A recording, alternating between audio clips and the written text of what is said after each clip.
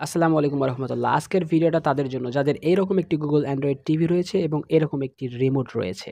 গুগলের এই টিভিটিতে আমরা অনেকগুলো ফিচারের পাশাপাশি একটি ফিচার পাচ্ছি ভয়েস কমান্ড।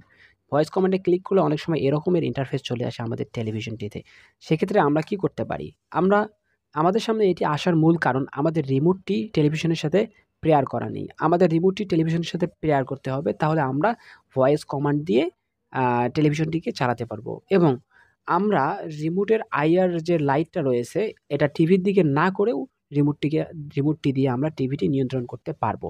আচ্ছা, এটি করার জন্য আমাদেরকে যা করতে হবে, আমরা ওই ভয়েস কমান্ডে ক্লিক করলে আমাদেরকে দেখিয়ে দেয়, মানে কমান্ড কিছু জানিয়ে দেয় যে কীভাবে এটা করতে হবে। আমার যে টেলিভিশনটি এটিতে লেখা ছিল যে লেফট বাটন এবং হোম বাটনে একসাথে কিছু সময়ের জন্য হোল্ড করে রাখতে হবে। তাহলে আমার রিমোটের যে লাইট ব্লিঙ্ক করে যে জায়গাটিতে লাল লাইট, এখানে সবুজ কালার লাইট ব্লিঙ্ক করে উঠবে।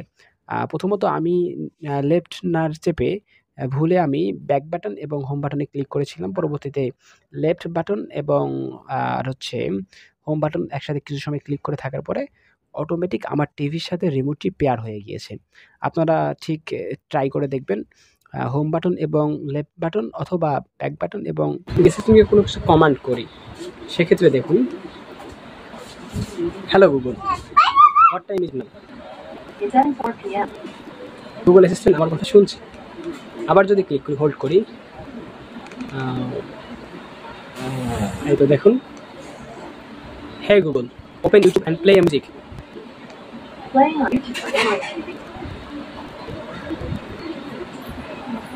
দেখুন, আমার ভয়েস কম এখন শুনতে পাচ্ছে। ঠিক আছে বন্ধুরা,